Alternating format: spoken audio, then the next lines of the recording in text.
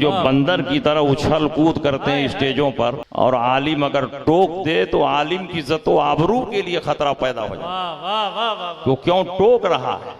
ये इतने गुस्ताख और बदतमीज हो गए हैं, इनको तो जूता मार के नीचे फेंक देना चाहिए। क्या बात। मौलाना शहरयार ने तो कम सुनाया, मैं रहा था जूता मार के नीचे फेंक। ऐसे शायरों को बिल्कुल मत बुलाइए, बाइकाट कीजिए ऐसे शायरों और नकीबों को। दो जुमले बोलने का ढंग नहीं आया कि आलिमों और मुफ्तियों से टकरा रहे हैं। अल्हम्दुलिल्लाह रब्बिल आलमीन वस्सलातु वस्सलामु अला सय्यिदिल अंबिया वल मुरसलीन व अला आलिहि तय्यबीन ताहिरीन व अस्हाबिहिल हादीनल महदीयीन, अम्मा बाद, फ़अऊज़ु बिल्लाहि मिनश शैतानिर रजीम, बिस्मिल्लाहिर रहमानिर रहीम। हल यस्तविल लज़ीना यअलमून वल्लज़ीना ला यअलमून। आमन्तु बिल्लाहि सदक़ल्लाहु मौलानल अज़ीम व सदक़ रसूलुहुन नबियुल अमीनुल मकीनुल करीम व नहनु अला ज़ालिका लमिनश शाहिदीन व शाकिरीन वल्हम्दुलिल्लाहि रब्बिल आलमीन। कुछ कहने और सुनने से पेशतर आइए हम और आप मिलजुल कर इंतहाई खुलूस व महब्बत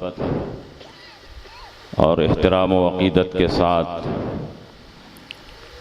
गुम्बद खज़रा में आराम फरमाने वाले आका व मौला मदनी ताजदार,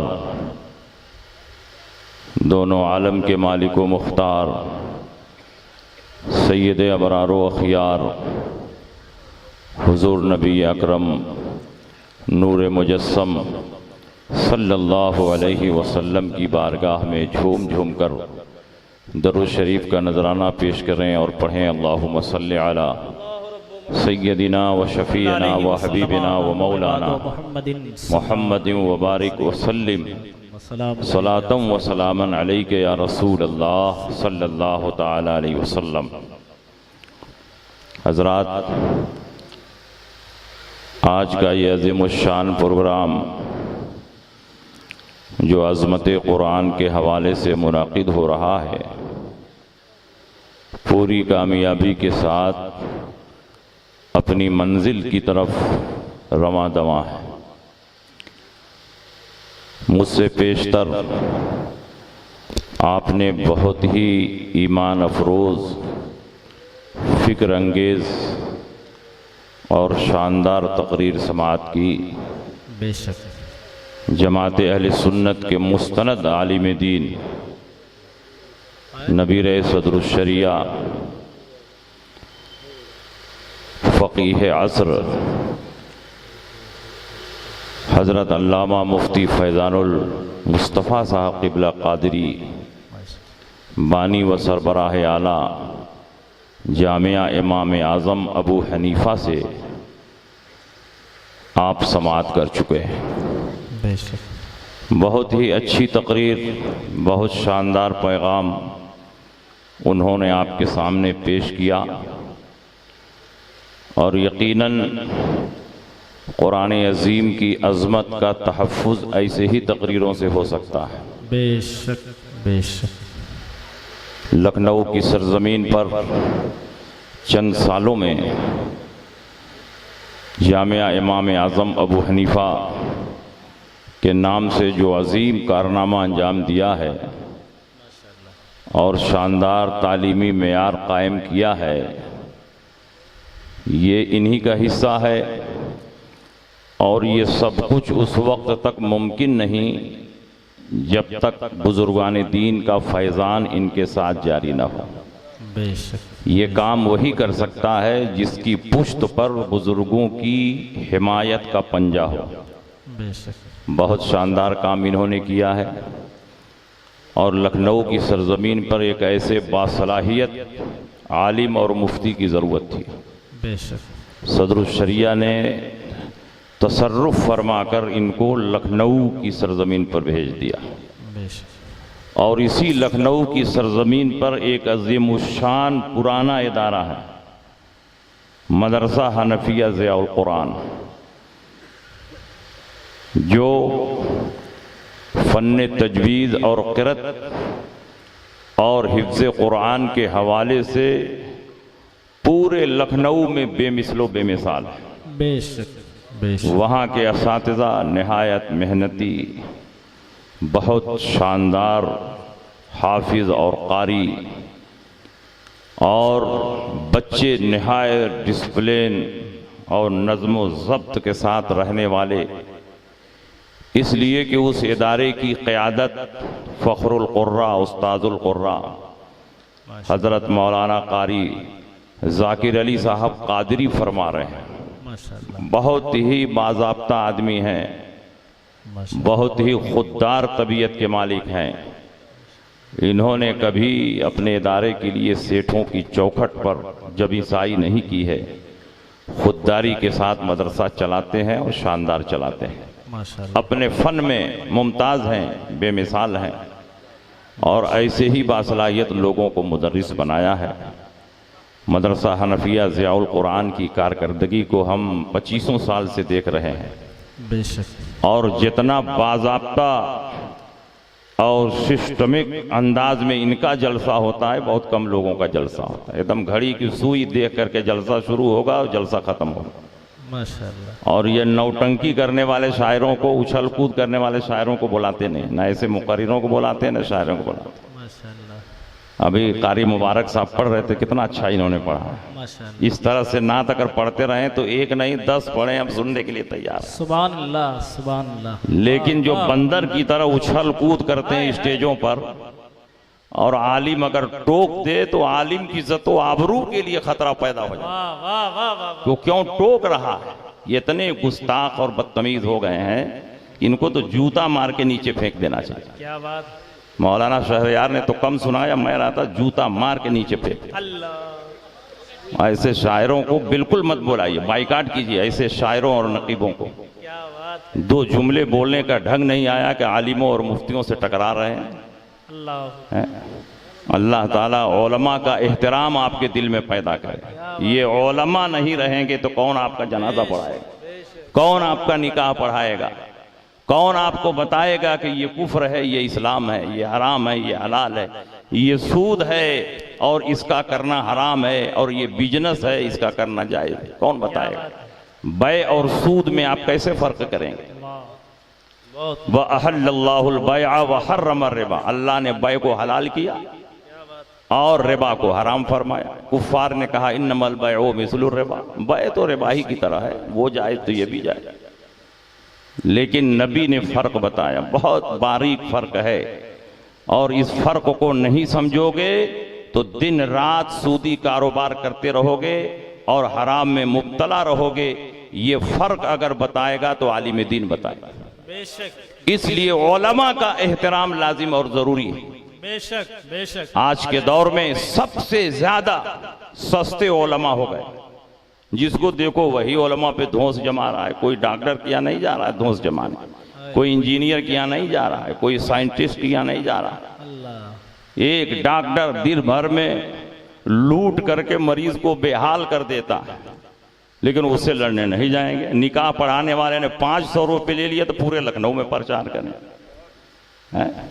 तो इसलिए आप उलमा का एहतराम करें। इसीलिए मैंने आज वाबियों के खिलाफ आज तकरीर हम नहीं करेंगे, आज इल्म की फजीलत पे तकरीर करेंगे। इसलिए बहुत तकरीर हो चुकी है। सुभान अल्लाह। वाह वाह। फजीलत इल्म पे तकरीर करना, उलमा की फजाइल और मनाकिब बयान करना भी हम ही लोगों की जिम्मेदारी।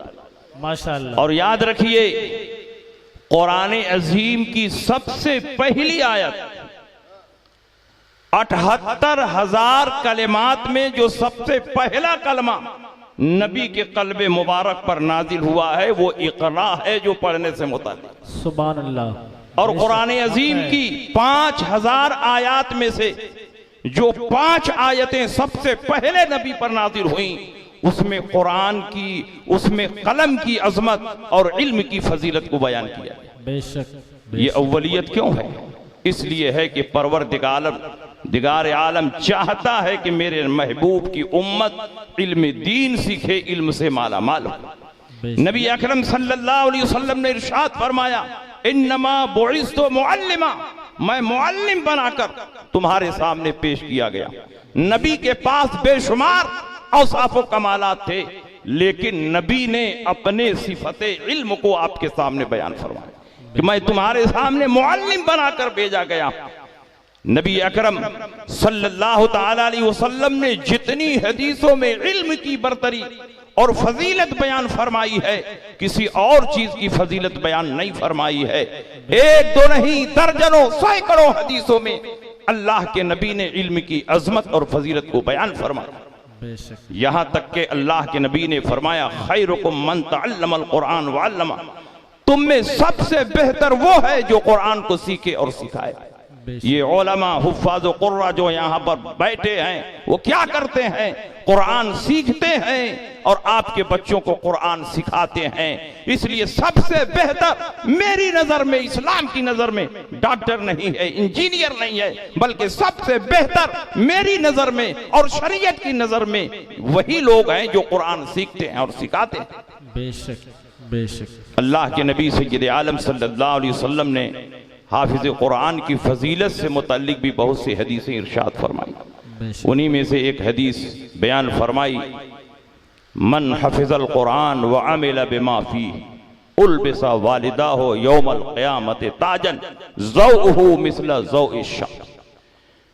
जिसने कुरान अजीम को हिफ्ज किया और उसके मुताबिक अमल किया, परवरदिगार आलम क़यामत में उसके वालिदैन के सर पर एक ऐसा ताज रखेगा कि सूरज की रोशनी भी उस ताज की रोशनी से फीकी पड़ जाएगी और उस ताज की रोशनी सूरज की रोशनी से बेहतर हो।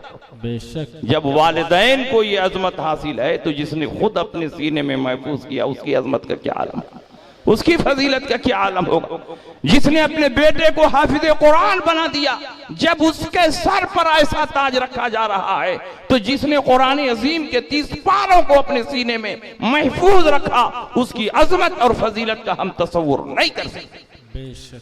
लेकिन कुरान सीखने, कुरान पढ़ने का तरीका वही है जिसे अल्लाह रब्बुल इज्जत ने फरमाया, वरत्तिलिल कुरान तरतीला, कुरान को तरतील के साथ पढ़ो। और जब तक सेहत मखारिज के साथ कुरान को ना पढ़ा जाए, यानी एक एक हर्फ दूसरे हर्फ से जब तक मुमताज ना हो जाए, उस वक्त तक तुम्हारा कुरान पढ़ना भी सही नहीं है, तुम्हारी नमाज भी सही नहीं है। यहां तक कि ऐसे इमाम के पीछे अगर नमाज पढ़ रहे हो कि वो सेहत मखारिज के साथ कुरान नहीं पढ़ रहा है, तो उसके पीछे नमाज पढ़ना जायज नहीं है। उसकी अपनी नमाज नहीं होगी तो दूसरों की कहां से होगी। बेशक। इसलिए आप कुरान सीखें, सिखाएं और सेहत मखारिज के साथ कुरान को सीखें और सिखाएं। गैरों के मदरसे में हमने देखा कि छोटे छोटे बच्चे नाजरा कुरान ही से तजवीद के साथ कुरान पढ़ रहे हैं, नाजरा पढ़ रहे हैं। अब बड़े होने के बाद और ज्यादा उनकी जबान साफ हो जाती है। कारी जाकिर साहब ने माशाअल्लाह इस पर बहुत ध्यान दिया है। इनके यहाँ के बच्चे तजवीद के साथ कुरान अजीम याद करते हैं और तरावी में जहां सुनाते हैं कोई कमी नहीं महसूस होती है। बड़े बड़े उलमा उनके पीछे नमाज पढ़ते हैं। अल्हम्दुलिल्लाह। तो इसी तरह से कुरान को सीखना चाहिए, सिखाना चाहिए। और सिर्फ कुरान को याद कर लेना कमाल नहीं है, बल्कि कुरान को समझना मेराजे कमाल है। जब तक कुरान को आदमी नहीं सीखेगा, कुरान को नहीं समझेगा, कुरान के मसाइल को नहीं जानेगा, उस वक्त तक वो आलिम नहीं कहला सकता। इसलिए हाफिज भी बनो और साथ ही साथ आलिम भी बनो। और आज कितनी आसानी पैदा होगी है, जगह जगह मदरसा बना है, खाने का इंतजाम है, लाइब्रेरी है, लाइट है, कापी है, किताब है, सिर्फ पढ़ना है, कुछ नहीं करना। लेकिन आप बुजुर्गान दीन की तारीख देखें, बड़े बड़े फुक़हा और मुहद्दिसीन की तारीख देखें कि किस कसम पुरसी के आलम में, किस कदर गुर्बत और उसरत के आलम में उन्होंने इल्म दीन को सीखा है। अगर उनमें से एक दो वाक़या मैं बयान करूं तो आपकी आंखों में आंसू आ जाएगा। एक एक हदीस के लिए ये मुहद्दिसीन दूर दराज बिलादो अमसार का सफर करते रहे, हजारों हजार मील का सफर करते रहे। खुद तिरमिज़ी शरीफ में, अबू दाऊद में, नसई में, इब्ने माजा में और हदीस की कई किताबों में ये वाक़या मौजूद है। यहां तक के हजरत इमाम ज़हबी ने तारीख़ इस्लाम में इसको बयान फरमाया। और खतीब बगदादी ने तारीख बगदाद में इस वाक़े को तहरीर फरमाया। हुजूर अलैहिस्सलाम के मेज़बान सहाबी हजरत अबू अय्यूब अंसारी रजी अल्लाह ताला अन्हु को कौन नहीं जानता, जलीलुल क़द्र सहाबी, जिनके दरवाजे पर हुजूर अलैहिस्सलाम की ऊँटनी ठहरी थी। नबी अकरम सल्लल्लाहु ताला अलैहि वसल्लम आपके मकान पर ठहरे 6 माह तक हजरत अबू अय्यूब अंसारी को मेज़बानी का शरफ हासिल था।